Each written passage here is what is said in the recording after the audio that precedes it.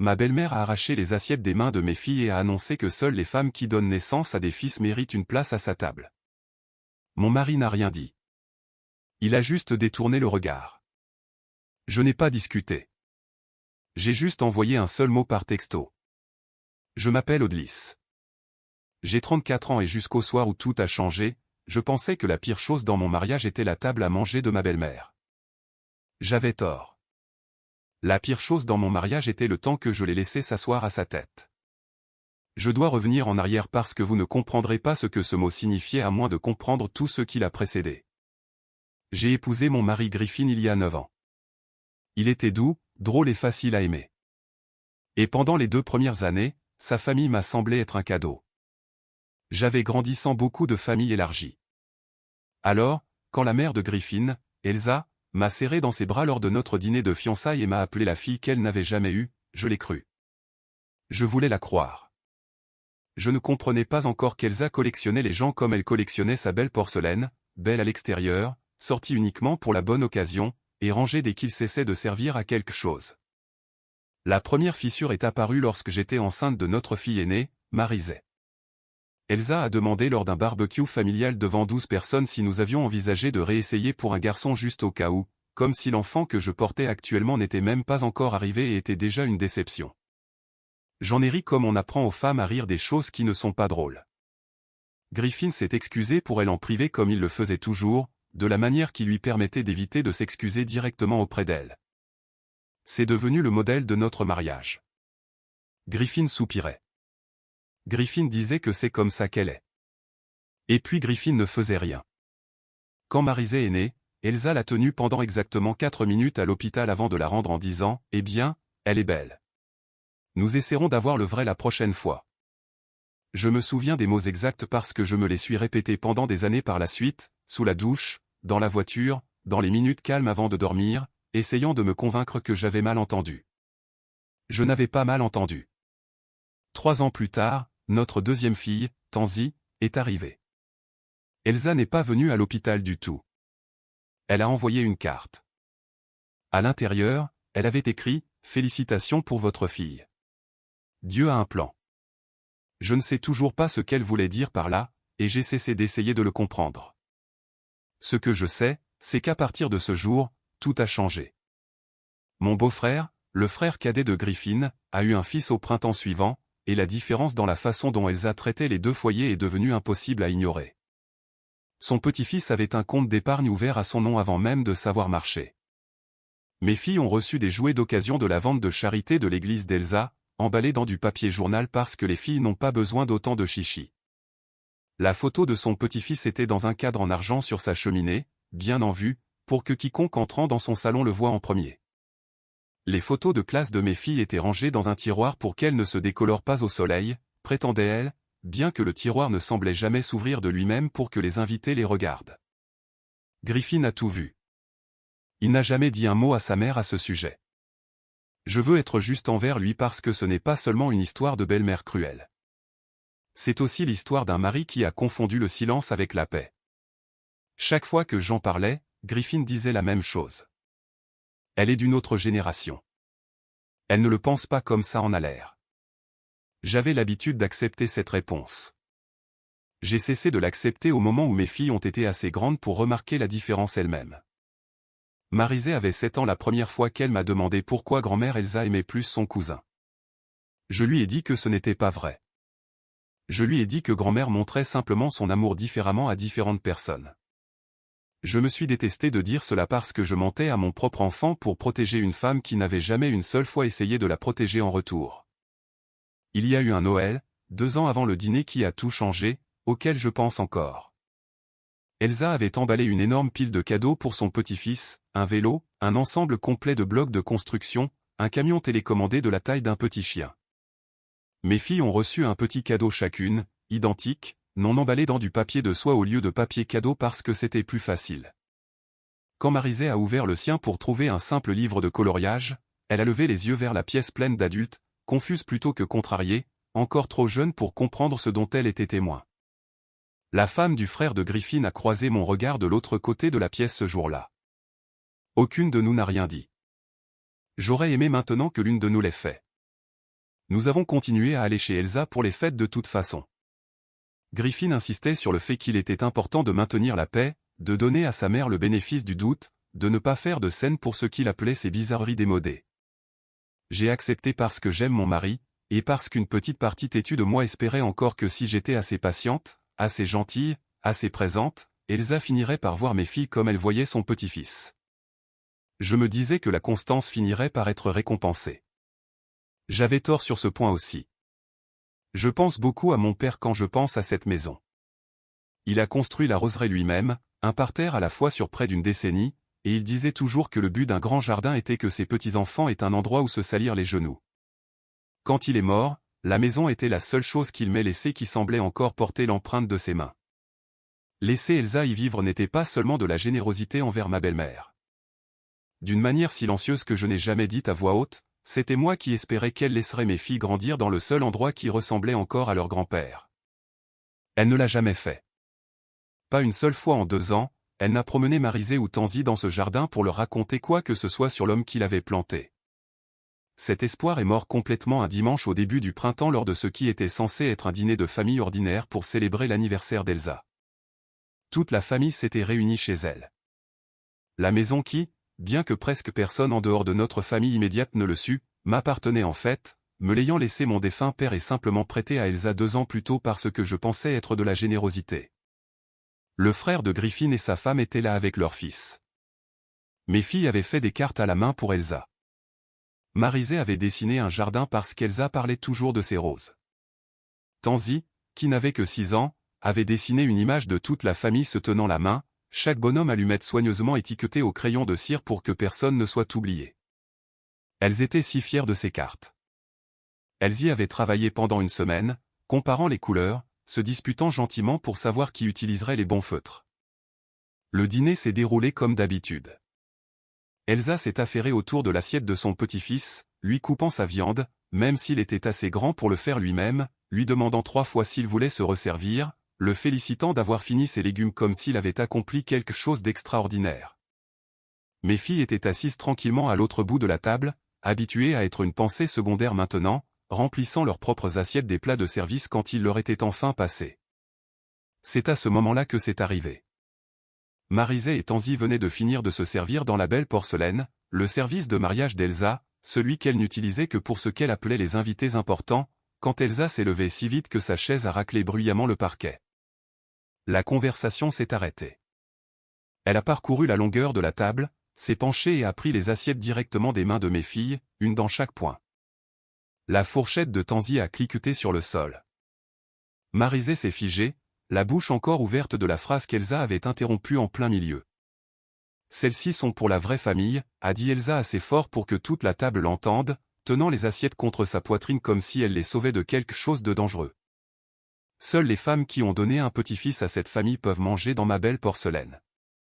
Les filles peuvent utiliser les assiettes en carton dans la cuisine.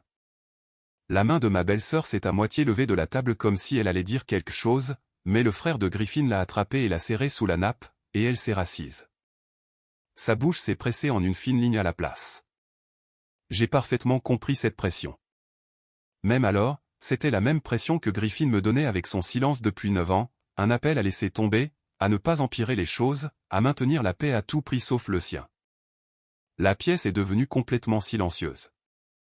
La bouche de ma belle-sœur s'était déjà immobilisée. Le frère de Griffin fixait sa nourriture comme si elle était soudainement devenue fascinante. Et Griffin, mon mari, le père de ces 2 petites filles dont les visages venaient de se décomposer devant toute une famille, n'a absolument rien dit. Il a baissé les yeux sur la table. Il n'a pas regardé sa mère. Il ne m'a pas regardé.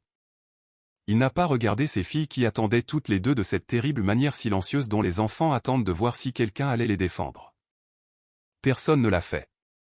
Pas un seul adulte à cette table n'a dit un mot. Je veux que vous compreniez quelque chose à mon sujet. Je ne suis pas une femme qui crie.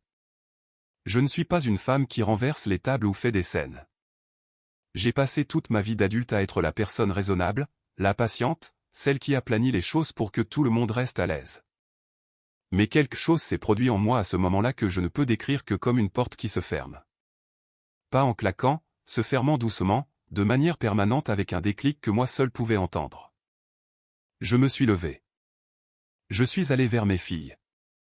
J'ai ramassé la fourchette de Tanzi tombée par terre et je leur ai dit de la voix la plus calme possible que nous allions leur chercher des assiettes propres nous-mêmes, ensemble, tout de suite. Je n'ai pas élevé la voix contre Elsa. Je ne lui ai pas demandé ce qui n'allait pas chez elle. Je n'ai même pas regardé mon mari, bien que je puisse le sentir me regarder maintenant, trop tard. De la manière dont les gens vous regardent toujours trop tard. J'ai installé mes filles au comptoir de la cuisine avec de nouvelles assiettes, loin de cette table, loin de tous les yeux qui venaient de les voir se faire humilier sans rien dire.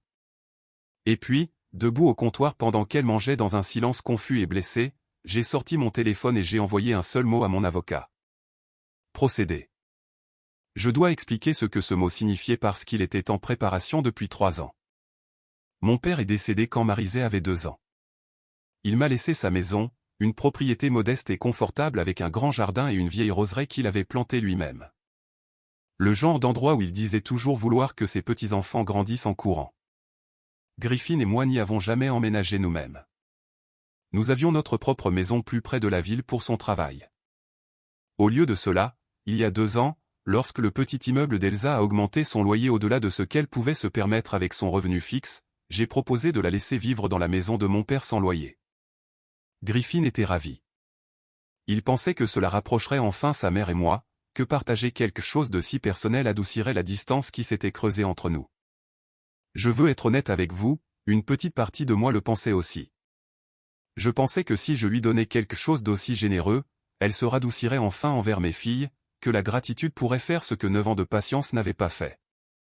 Au lieu de cela, elle l'a traité comme son dû, comme si la maison lui avait toujours appartenu de droit. Elle a redécoré des pièces sans demander. Elle a dit aux voisins que c'était la maison familiale, omettant commodément de préciser à quelle famille elle appartenait réellement. Et au cours des 2 années où elle y a vécu, elle n'a jamais une seule fois, pas une seule fois, invité mes filles à voir le jardin que leur propre grand-père avait planté pour elles.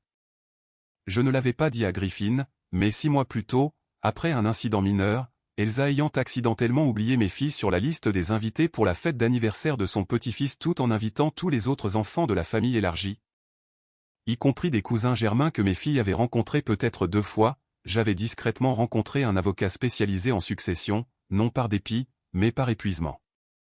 Je lui ai demandé quelles étaient mes options, étant donné qu'Elsa n'avait jamais eu de bail, n'avait jamais payé de loyer, et n'y avait toujours vécu que sur une courtoisie informelle et révocable. Mon avocat a expliqué que mettre fin à l'arrangement devrait encore passer par le processus juridique approprié requis par notre État. Rien de dramatique, rien du jour au lendemain, mais formel, documenté, et entièrement dans mes droits en tant que seul propriétaire. Je lui ai dit de tout préparer pour déposer la demande dès que je donnerais le mot, mais de ne pas commencer encore. Je n'arrêtais pas de me dire que je réagissais de manière excessive, que cela n'en arriverait sûrement pas là, qu'Elsa finirait sûrement par traiter mes enfants comme s'ils appartenaient à sa famille de la même manière que son petit-fils, si clairement. Les assiettes ont répondu à cette question pour moi devant des témoins en une seule phrase que je n'oublierai jamais pour le reste de ma vie. Procéder signifiait une chose, commencer le processus juridique formel pour mettre fin à son droit d'occuper la propriété conformément à la loi de notre État pour des raisons qui n'avaient rien à voir avec une dispute à un dîner et tout à voir avec le simple fait que cela avait toujours été. Depuis le tout premier jour, ma maison a autorisé ou à interdire. Je n'ai dit à personne lors de ce dîner ce que j'avais déjà mis en branle. J'ai terminé la soirée tranquillement. J'ai aidé mes filles à manger leur repas au comptoir de la cuisine, loin de la table où on venait de leur dire devant toute une famille qu'elle n'était pas de la vraie famille du tout. J'ai remercié Elsa de nous avoir reçus d'une voix si calme et égale que cela a dû la déstabiliser plus que des cris ne l'auraient jamais fait. Et puis nous avons emballé les cartes à moitié terminées des filles, toujours intactes à côté de l'assiette d'Elsa, et nous sommes rentrés à la maison. Cette nuit-là, en couchant mes filles, Marisée m'a demandé tranquillement pourquoi grand-mère Elsa ne pensait pas qu'elles étaient de la vraie famille.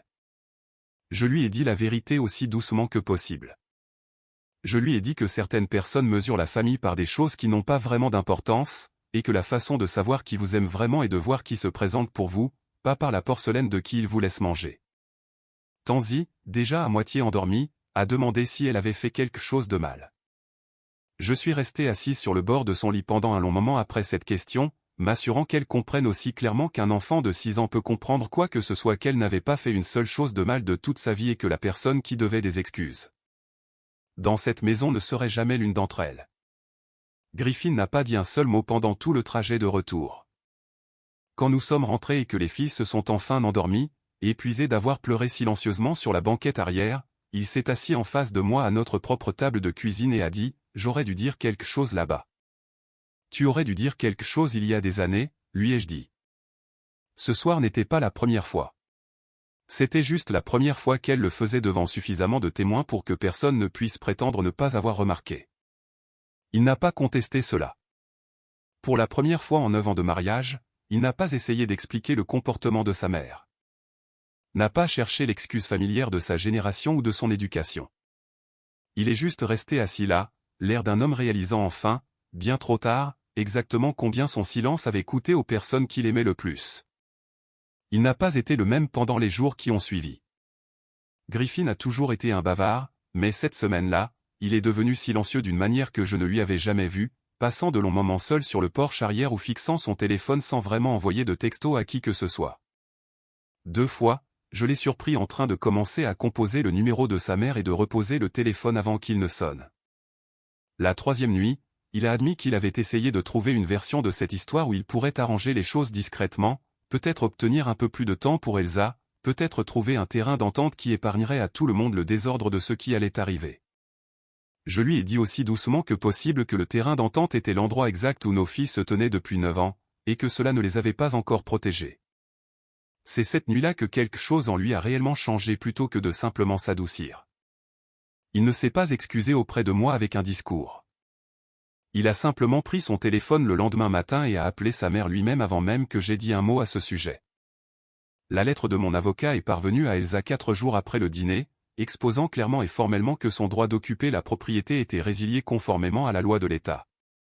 Elle a appelé Griffin en panique absolue, insistant sur le fait qu'il devait y avoir une erreur, que son propre fils ne permettrait sûrement jamais qu'une telle chose lui arrive.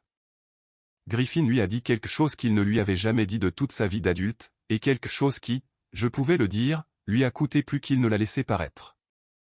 Il lui a dit que la maison n'avait jamais été la sienne pour commencer, qu'elle appartenait à sa femme, que sa femme avait tout à fait le droit de mettre fin à un arrangement que sa mère avait tenu pour acquis pendant 2 ans, et que si elle voulait comprendre pourquoi cela se produisait maintenant, elle devrait repenser à une table de dîner, à 2 petites filles, et à une paire d'assiettes qui étaient soudainement devenues trop belles pour elle.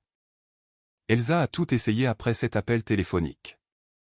Elle s'est présentée à l'improviste chez nous un soir, debout sur le porche, insistant sur le fait qu'il y avait eu un malentendu, que nous pouvions sûrement en discuter en famille. Je me suis tenu dans l'embrasure de la porte, mes filles à l'étage en train de finir leurs devoirs, et je lui ai dit que discuter en famille était exactement ce qu'elle avait refusé de faire à sa propre table de dîner. Elle a ensuite appelé le frère de Griffin, espérant qu'il interviendrait en sa faveur. Elle m'a appelé directement, alternant entre l'indignation et, quand cela n'a pas fonctionné, les larmes, me disant qu'elle avait mal parlé, qu'elle ne le pensait pas comme ça en avait l'air. La même excuse que Griffin avait utilisée en son nom pendant 9 années consécutives.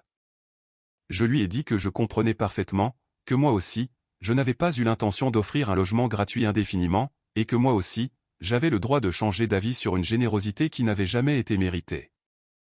Le processus juridique a avancé lentement au cours des semaines suivantes, exactement comme mon avocat l'avait dit.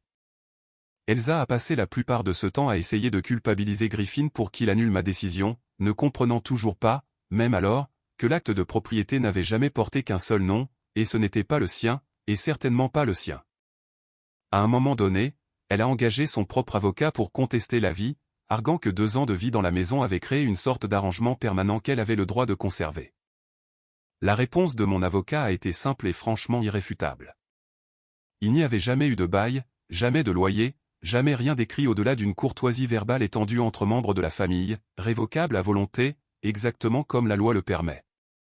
L'avocat d'Elsa a abandonné l'affaire en 1 semaine une fois qu'il a vu qu'il n'y avait rien sur quoi construire un dossier. C'était à la fin exactement ce que cela avait toujours été. Ma maison, ma décision, et une courtoisie qui s'était simplement épuisée. Ce à quoi elle ne s'attendait pas, ce à quoi aucun de nous ne s'attendait vraiment, c'est ce qui s'est passé ensuite.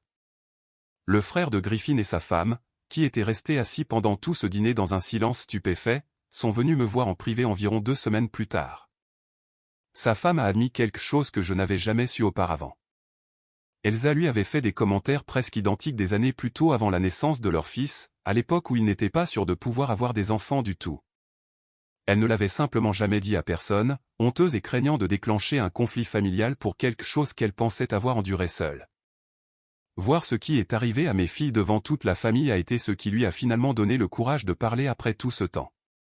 En quelques jours, la nouvelle s'était répandue dans le groupe de discussion de la famille élargie qu'Elsa avait apparemment utilisé pendant des années pour partager des photos des matchs de football et des récompenses scolaires de son petit-fils. Des cousins à qui je n'avais pas parlé depuis des années m'ont envoyé des messages privés, certains avec leurs propres histoires silencieuses d'avoir été du mauvais côté du favoritisme d'Elsa. D'autres simplement pour dire qu'ils étaient désolés qu'il ait fallu une table pleine de témoins pour que quelqu'un agisse enfin. Cependant, tout le monde ne l'a pas vu de cette façon. La sœur d'Elsa m'a appelé directement, furieuse, me disant que j'avais humilié une vieille femme pour quelques sentiments blessés et que je devrais avoir honte de mettre une femme de 70 ans à la porte de sa maison. Deux tantes du côté de Griffin ont complètement cessé de répondre à mes messages pendant plusieurs semaines. Et une a manqué la remise de diplôme d'un cousin ce printemps-là spécifiquement, m'a-t-on dit, pour éviter d'être dans la même pièce que moi. Cela a piqué plus que je ne l'aurais cru. J'avais passé des années à être la personne arrangeante dans cette famille, et il était étrange, voire douloureux, d'être soudainement catalogué comme la méchante d'une histoire que je n'avais pas commencée. Griffin m'a rappelé plus d'une fois pendant ces semaines que les gens qui ne s'étaient jamais assis à cette table pour regarder sa mère prendre les assiettes des mains de deux petites filles n'avaient pas leur mot à dire sur la façon dont il les protégeait.